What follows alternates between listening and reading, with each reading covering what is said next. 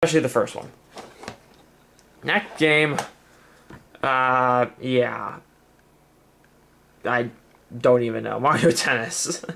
I'm saying you get this awful Blockbuster Video sticker on it. But again, like I said, they made another sports game. They made Mario Tennis, which was another shoo-in for Nintendo, which was also a very fun game, but I actually preferred Mario Golf over Tennis. Although Mario Tennis, again, was very fun. I actually loved it. Now we got Mega Man 64. And if you guys don't know, Mega Man 64 is the same as Mega Man Legends on the PlayStation. So it's just this Nintendo 64 port. So no, they did not make 63 Mega Mans. Before this, it's just called Mega Man 64 because it's on the Nintendo 64. How stupid was that?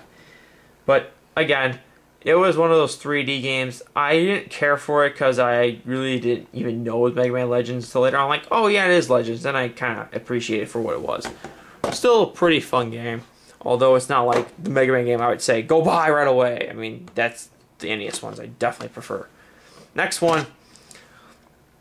Mortal Kombat 4. Now, like I said, with most fighting games on the not Xbox, my bad, Nintendo 64 and the PlayStation version was always superior to the N64 version because of crappy controls. This is pretty much the same thing. It's the same thing as the PlayStation version, but it has crappier controls. And what's the most important part about fighting games? Having good controls. Whatever.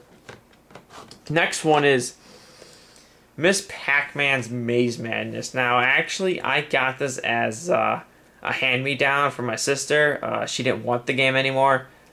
And I decided, oh, I'll just take it from you. So I did. And recently, I kind of find out this is actually one of the harder to find games on the system. I didn't even know that, but it's a very fun game, and not to mention there's also the original Miss Pac-Man on the cartridge. Very nice add-on. Next game, Paper Mario. This game is really freaking cool, especially when it's an RPG with Mario. The first one was Super Mario RPG, but like I said, I was kind of young when that came out, and I didn't have a Super Nintendo, so I never got it. Paper Mario, on the other hand, is freaking awesome, and I did get it because, well, it's Paper Mario. Pretty much one of those RPG games, especially if you have an N64. Very few RPG games were actually on this, so, you know, it was a really good price to get. And actually, did I miss something? Oh, never mind. Actually, this game, I'm sorry guys, but this game should actually have been before those. Ogre Battle 64. This was another RPG. It was actually, let me see that. RPG/sim. It was actually like one of those like strategy type of games. Now, I did pay a hefty price, and I'm kind of embarrassed to say how much I paid for it. Is it on the back? Okay, no, good. Okay. Yeah, I paid a really expensive price for this, and I wish I hadn't, because at a discreet play by my house, if you live in Chicago, it's like one of those, like, you know, like, it's a reused electronics store. They had Ogre Battle, the cartridge, and they had the complete edition. And I was kind of upset, especially, you know, like, when I bought this game, I was like, oh man, this game's rare, when really it wasn't as rare as I thought it was.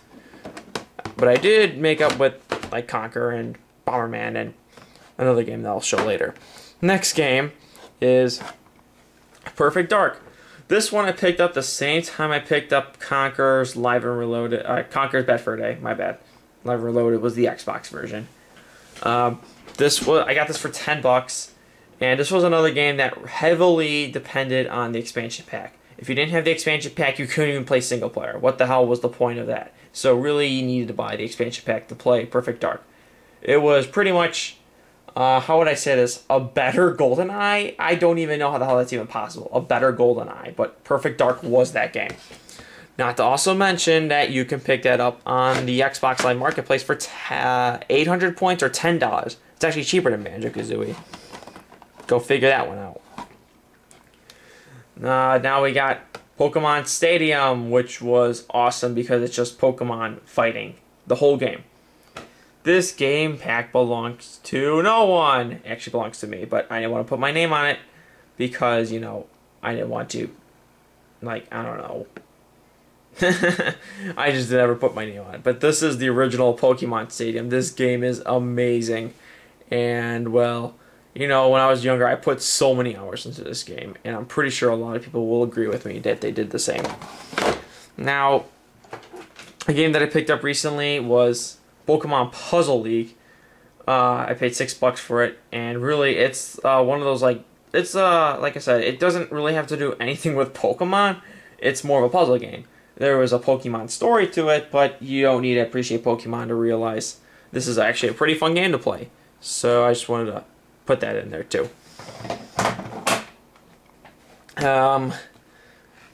Next game, Pokemon Stadium 2. Now, I kind of have a bad story to tell about this. See, I bought Pokemon Stadium 2 right when it came out, and unfortunately I made friends with this one kid, and this kid stole my copy of Pokemon Stadium 2. Yeah, and unfortunately I never got it back. So what happened was, I think one day, I think as a Christmas gift, my mom bought this for me, which was nice, but I kind of upset that the kid stole the fucking game from me, you know. Why do people have to be such assholes? I mean, why can't we just all be alike? Next is Quake. I was going to actually say it before I even pulled the game out. Again, this was like a damaged game, but again, it's like Doom. Pretty fun single-player game. I don't think there was multiplayer, but it was overall a pretty good game. And, well, it works. That's all that matters to me. Next game is Quest 64. Now, I picked this up for $4, and this was one of those games that, how should I say this? It was an original RPG for the N64. It was made by THQ, and it was pretty bad. I mean, not gonna lie. When I was younger, I kind of wanted to get this for some odd reason. I don't know why, but now looking back at it, I'm like, this game sucked. And yeah, it does suck. And again, that was one of the games you had to save with controller pack. Why? Why did I have to save with a controller pack? Like, there's enough memory in the freaking game. Now this is probably gonna be the last one for this video because this segment and I'm filming is over 17 minutes already. Resident Evil 2 on the N64. Now, again, one of those port overs from the PlayStation to the Nintendo, and well, you know, it's not a bad game. It's just that, you know, it's a port over, so it's not as good. Paid $9 for it? Yeah, which is cheaper than the PlayStation version, which was at double that price.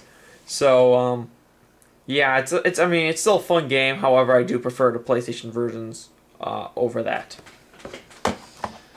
Alright, I guess I'll be making part 3 or possibly a part 4.